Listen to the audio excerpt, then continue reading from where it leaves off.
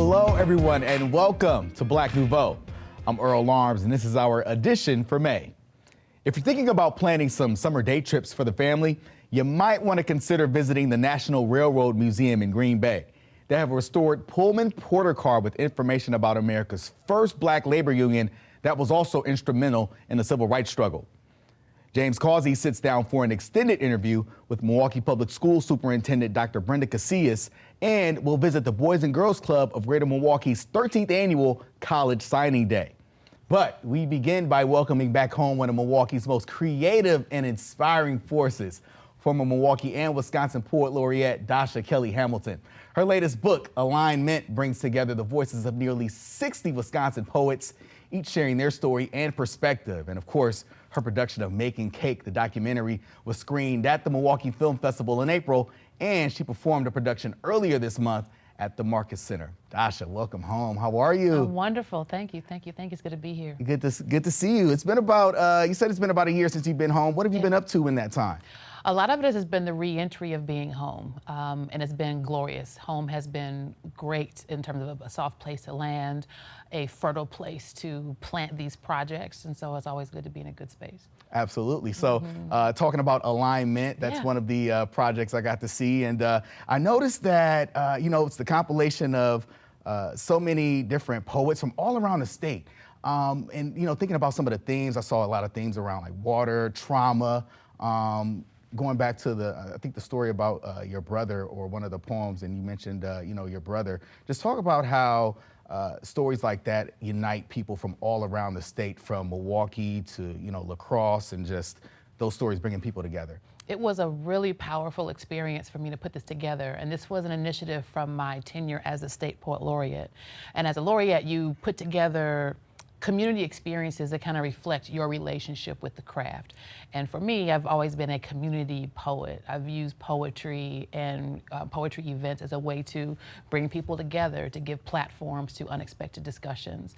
So when I have this statewide platform, and choosing what are all the things that I could possibly do, I wanted to center the voices of incarcerated writers. I've been a volunteer instructor in prisons for almost 20 years. And in putting together tours and talking to writing communities, it's not a community that's ever considered. And understandably so, we're not conditioned to think that way, to remember that those are people in those buildings. So it started from that initiative. So it was a project, and there was a website that we built, and you have this exchange happening back and forth between hundreds of poets for 2 years, and then I edited those pieces into an anthology. So to have all of these voices in one book, and I call my gentlemen my fellas. So to be able to reach out to my fellas and say, hey, we are all in a book. There are incarcerated writers, there are other poet laureates, there are professors, there are farmers, there are students, bankers. There are a few people who've written their first poem ever, and all put together. You have the same prompts, but of course our stories are going to be completely different. And this was an embodied celebration that we all live separate lives that are all glorious in their own ways. This is one of your many works, right? Talk about Making Cake, right? This idea of recipes and bringing these ideas together. So talk about that, putting that together in, with the film festival, but also the performance at the Marcus Center. I was able to do this show. I was invited to come do conversations throughout Sheboygan years ago. They said, we're ready for you to come to our community and help us talk about race. Okay, I'm coming. So I've always dug into creativity and art play as a way to suspend anxiousness, as a way to bring people into conversations that they don't know that they're ready to have. And so I went around town and I had these discussions. One was in a bakery, and I said, we can do this. Maybe we just have to serve everybody cake. Idea planted. I started researching, and as an artist, especially as a poet, you can always find a metaphor and a meaning in things, and everything has a story. And I researched that the ingredients of cake all tell stories of access and privilege. You had to be wealthy to have sugar. You had to have time to even be able to bake a cake. You had to have livestock to have the dairy. So bit by bit, in doing that research, I'm able to tell the story of all of the isms of America. So the show itself, I've been touring that now this is my 5th season, and was able to, along the way, make this documentary that explains the why of the show, but also gives a different way for people to engage in a conversation. And speaking of, you have a book with you, Baker's Dozen, it looks like. Talk about Yes. that and what you have here. Now, the thing about Baker's Dozen, there's no cake involved whatsoever. What's cake involved whatsoever? This was a novel that I wrote, and I have a friend that works in television, and this old friend from high school, and he says, you know, you should think about writing a movie. And I'm really grateful to be guided into things that I would have not necessarily considered for myself. Even pursuing this film, I had a mentor suggest that I try a documentary, and I've surrounded myself with people that helped me figure it out. And then with this novel, I was writing a film, but I turned it into a novel, which is my comfort zone. So this character stayed in my head for over 10 years. So I'm excited to introduce Shay Baker to the world. So it's really a story about family ties, it's a story about sensuality, and it's a story about recovering apologies. You're back now, you're just about Yeah. settled. What else do you have going on? A lot of it's going to be celebrating all of this harvest. So I've learned along the way that you can go and go and go and go, but I'm really training my muscle to celebrate and enjoy a lot of hard work and a lot of years of visioning and to see these different projects come into the world. All right, Dasha, thank you so much for joining us here on Thank Black you. Nouveau. Thank you. And welcome back again. Good to be home.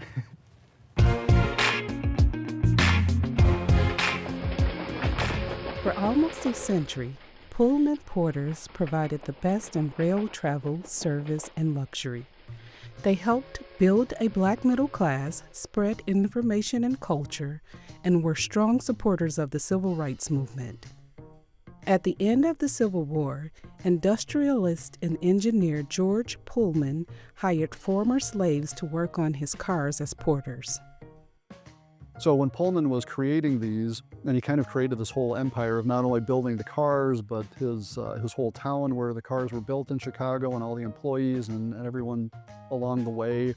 So when these cars were built, and especially like our car here, the Lake Mitchell in the 1920s, it was really the top of the line. So he wanted to make these top of the line cars that everyone, all these different railroads could use, and especially with the sleeper cars too. They were going to be the top models of comfort along the rails when you're traveling for long distances. Being a porter is one of the best things that ever happened to me. I began working for the Pullman Company in 1942. I was 40 years old. The company taught us how to make down berths, clean restrooms, move bags, serve drinks, shine shoes, and more. It is a 16-hour day. This avatar is part of the Pullman Porter exhibit at the National Railroad Museum in Green Bay. It is located in a fully restored Pullman Porter railroad car.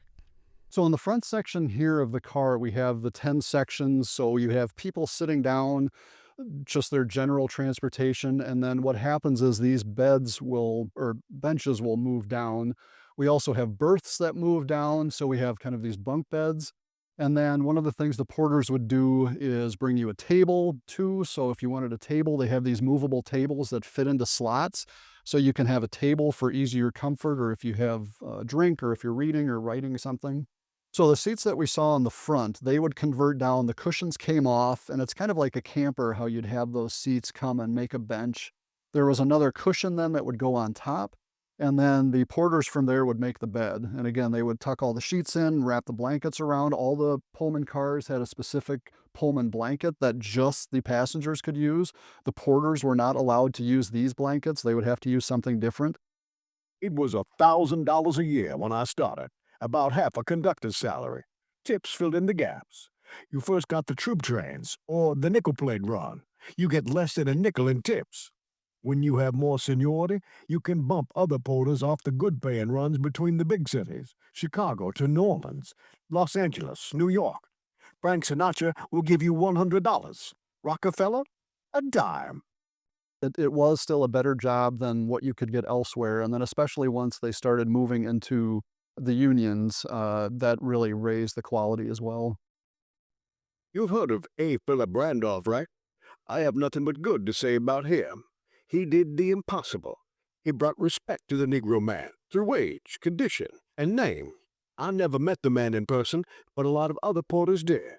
Randolph led our union, the Brotherhood of Sleeping Car Porters, from 1925 onward. By the time I became a porter in 1942, he was a leader for our race. Randolph never was a porter, but he knew how to talk to them. He traveled from New York to St. Louis, Oakland, Atlanta, and Detroit, organizing union locals.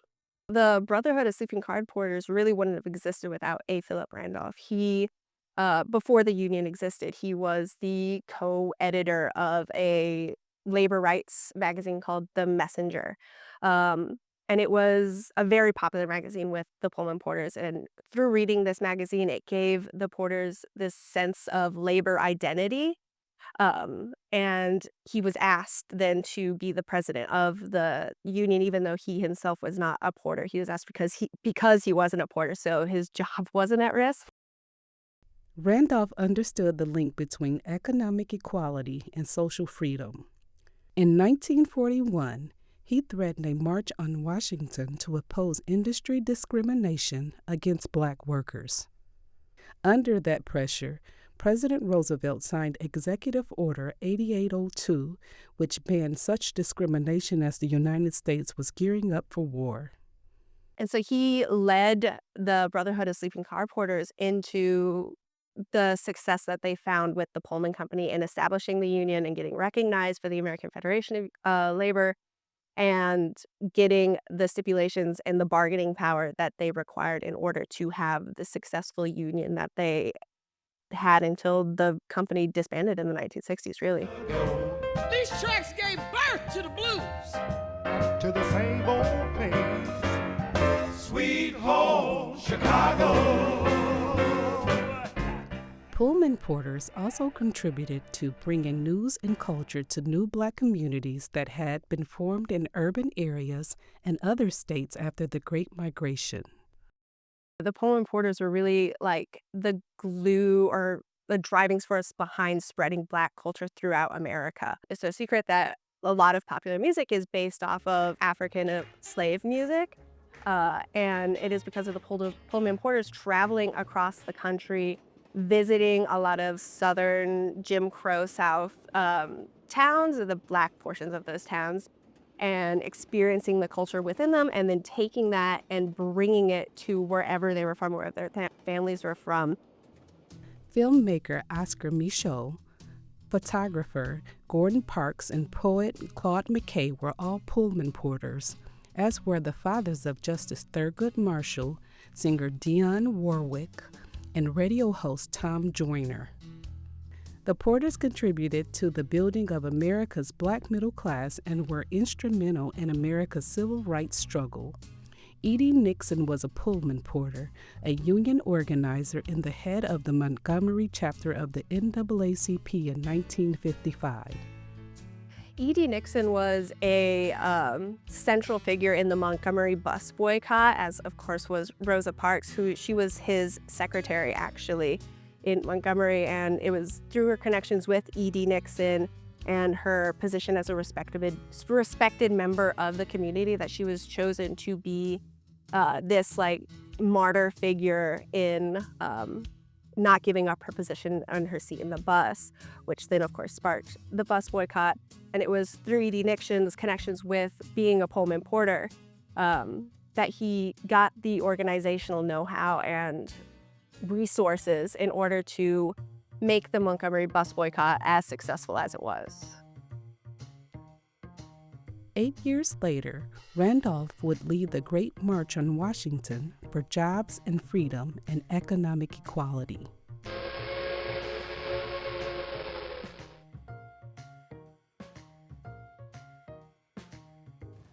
A little over a year ago, Brenda Casalius was appointed as superintendent of Milwaukee Public Schools. Her time in this role has been filled with significant challenges, including a $46 million budget deficit and a lead contamination crisis. She joins us to discuss the district's current stability and her plans to improve literacy and close the education gap. Thanks for joining us on Black Nouveau. Of course, happy to be here with you, James. So, what has been your biggest challenges so far during your first year at MPS? Well, there's a lot of them. So it's been a difficult year, a little bit bigger than what I thought I was signing up for, but also incredibly worthy work on behalf of the children of Milwaukee. I think the really big challenge when I first came was the lead crisis that we had, and just ensuring that we were taking care of our buildings and making sure that our students were able to come to schools that were safe. And to give parents the information they needed to make sure their homes were safe too. And then to test students and make sure that we were able to know that the work that we were doing was continuing to keep them safe as well. Was there any surprises for you in your first year? Well, I think the finance work has been pretty surprising to me. That's been an ongoing challenge at how deep the difficulties were within the finances, and so cleaning that up is a big deal. Also, that the technology systems didn't speak to one another was a surprise and a big challenge, I think, as well. And then, of course, we had the vacancy challenge. With the number of teachers, it was the Journal-Sentinel who did a really good job of reporting on the vacancies and the real challenge facing not only Milwaukee, but really the whole state of Wisconsin. Let's talk about this $46 million budget deficit. How did you address this, and will this affect students in the classroom? So, of course, we had to get our audits done first. So getting our audits done was a huge, big piece of it. Imagine not auditing your own household checkbook and knowing where your money is. We needed to know what revenues were coming in, account for that appropriately, and then also account for the dollars that were going out the door, and to control for overspending. And so because we didn't have those audited books, we didn't have line items sight to be able to make those decisions, to be able to put in place the controls. Now that we had the funding year 24-25 school year books all in the back burner, so to speak, we were able then to go and look at where did we have overspending. A lot of that was on salaries, nutrition, expenses, our transportation, overages on our health care costs and compensation and benefits to our employees. Important to do, but still cost a lot of money, and we need to make sure that we put those controls in place. One other surprise that I found was just the difference between what some schools had and what other schools had. So there were, I think this was kind of an open secret in Milwaukee about some schools got more resources than other schools, and we instituted a standard of care which looks at our class size, and we were able to bring down our class sizes in some of our early grades to ensure that kids have a great opportunity to learn to read, and then also balance resources because our central office was a little bit more staffed than our classrooms were staffed, and so that was really important for us in our fiscal health moving forward. One thing that you said you wanted to do when you first came here is get a lot of parental involvement. You had held listening sessions. Was that well attended, and what did parents tell you? Our first listening sessions were very well attended. We had 9 listening sessions starting in the summer, going into the fall. Then we attempted a new series of listening sessions. There were about 4 of them that we did, which were not as well attended. I was not attending those. I was having my staff and the academic superintendents for those areas in the schools attend those, and those weren't as well attended. So I think that people want to see me come out. They want to come out and speak directly with the superintendent. So we've kind of adjusted. So we did that for our 4 budget hearings that we did this past winter, and then we had good turnout at those budget hearings as well.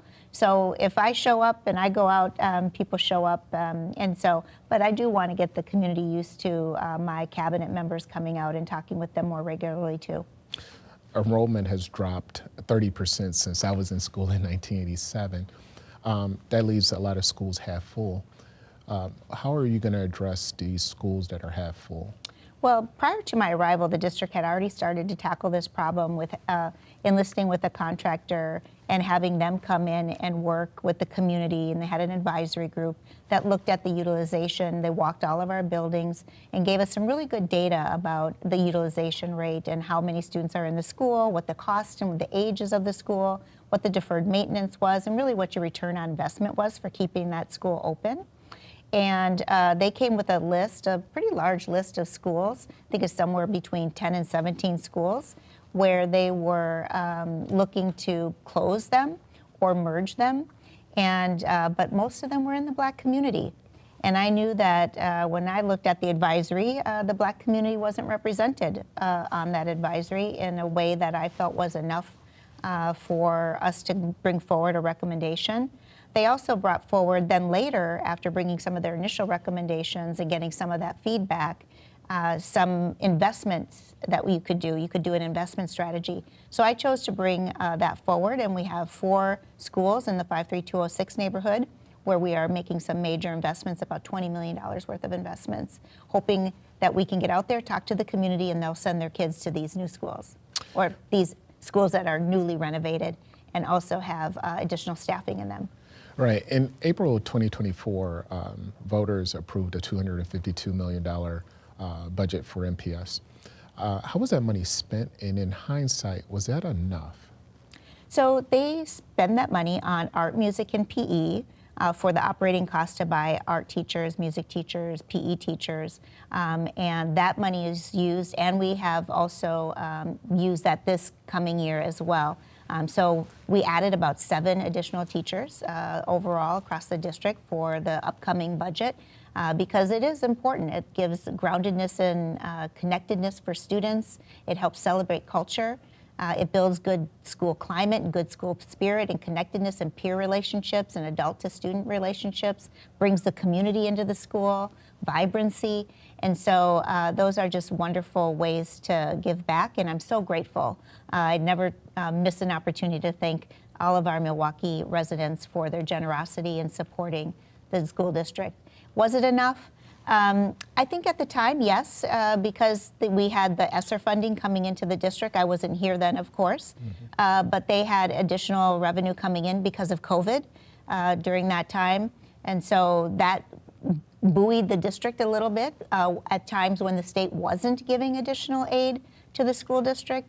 But now that the state has not given that additional aid, I know that in the future it will not be enough.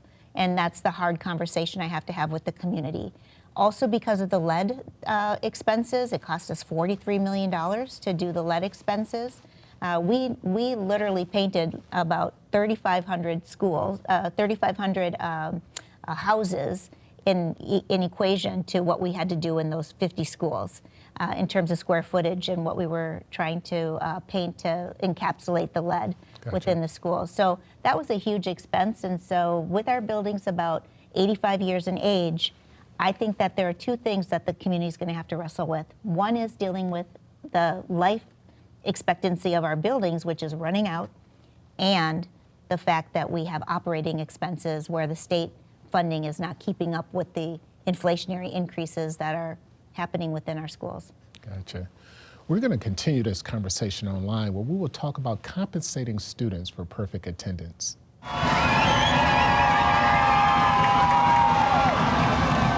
It was a time for celebration. Almost 100 high school students from the Boys and Girls Clubs of Greater Milwaukee held their 13th annual graduation plus college day signing last month.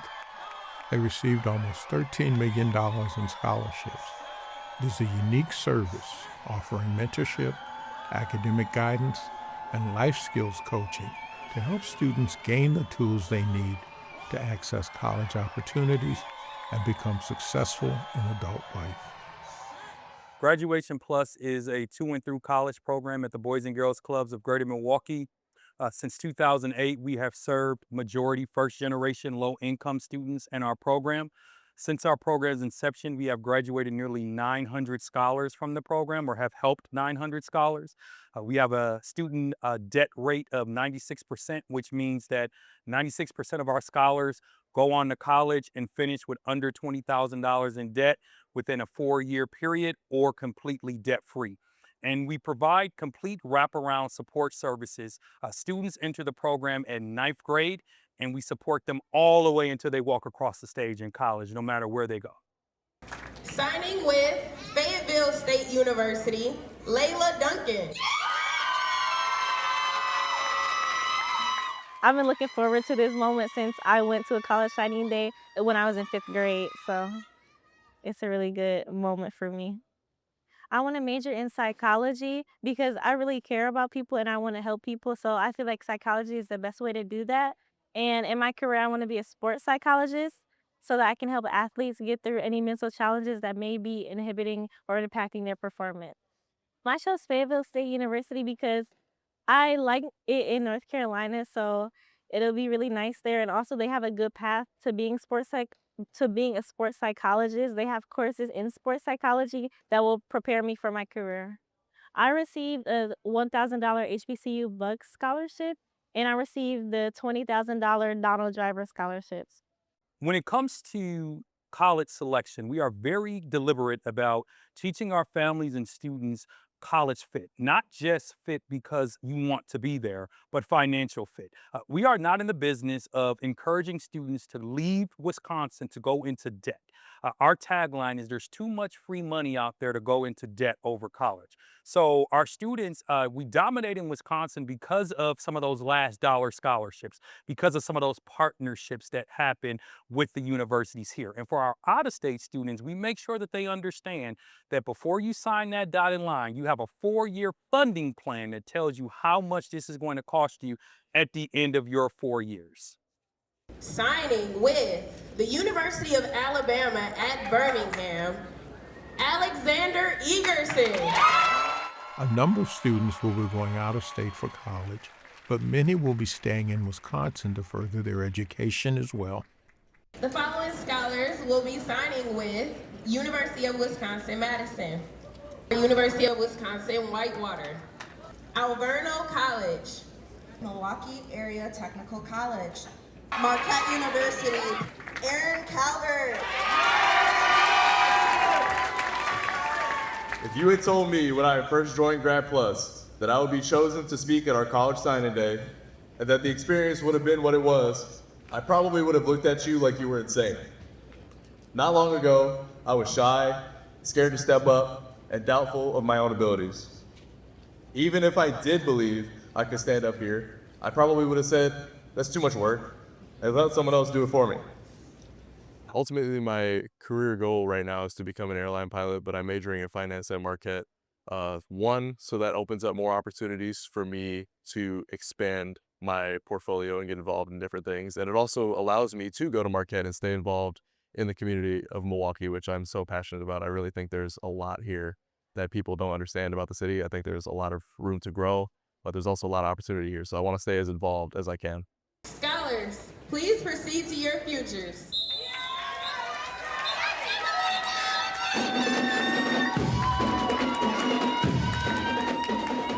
And that's our program for this month. Next month, in addition to our regular program on June 11th, we'll bring you our annual coverage of Milwaukee's 55th Juneteenth celebration on Friday, June 19th. And be sure to look for us across all of our digital platforms. For the entire Black Nouveau team, I'm Earl Arms. Have a great evening.